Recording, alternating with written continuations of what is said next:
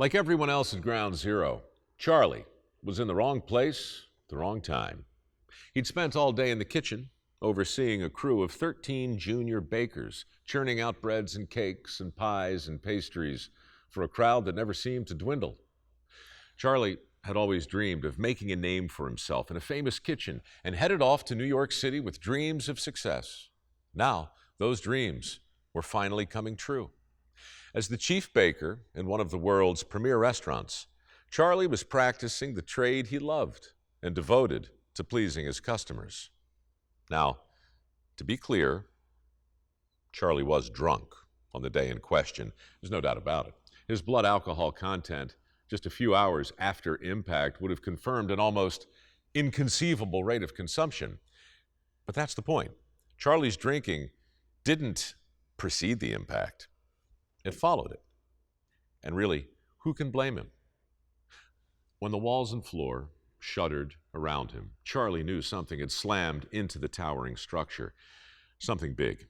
And when he saw the extent of the damage, he didn't panic. He merely retired to the bar in his now empty restaurant to enjoy what he knew would be the last drink of his life.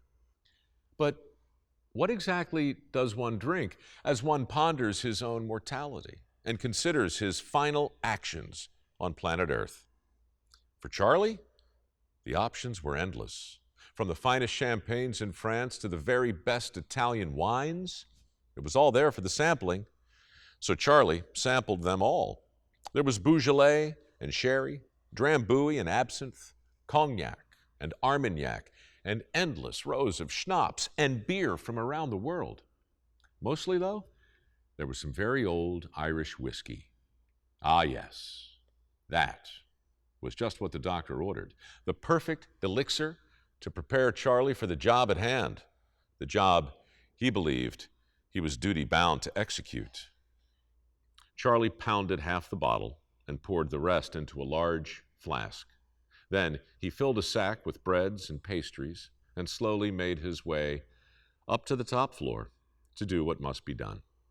Elevators were not an option, so Charlie took the stairs, encountering along the way dozens of panicked customers, people who just a few hours ago had been sitting in his restaurant, eating his cakes and pies, luxuriating in five-star elegance.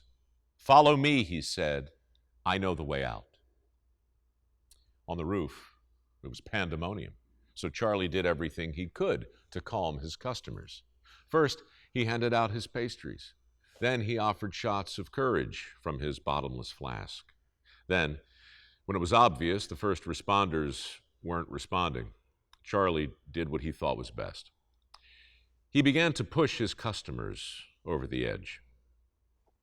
Understandably, many resisted, but Charlie knew there was no other way out. So he literally grabbed them, one after the next, and heaved them over the side. And when the opportunity came for him to follow suit, Charlie said no. Instead, he grabbed another customer from the panicked crowd and insisted he go in his place. If you saw the movie, you might recall the dramatic finale.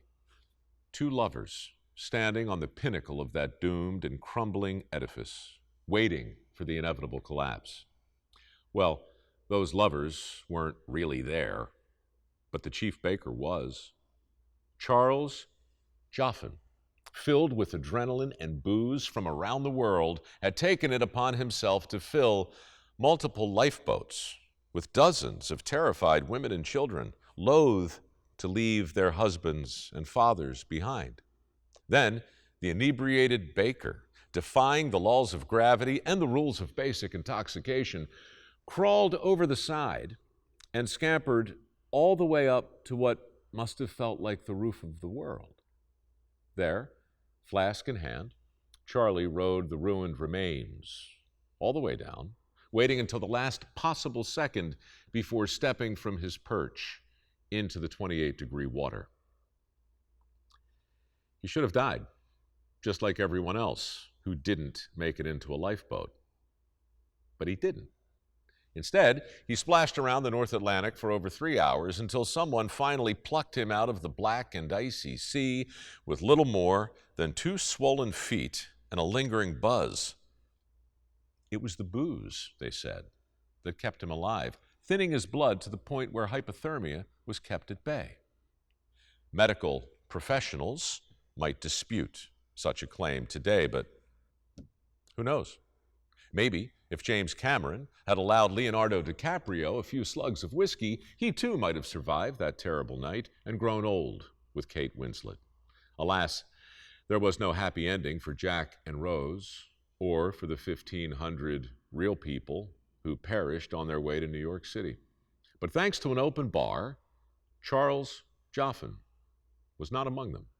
He was busy putting his customers first and preparing to step into history as the undisputedly inebriated baker who just happened to be the very last person to abandon ship, a ship called the Titanic. Anyway, that's the way I heard it.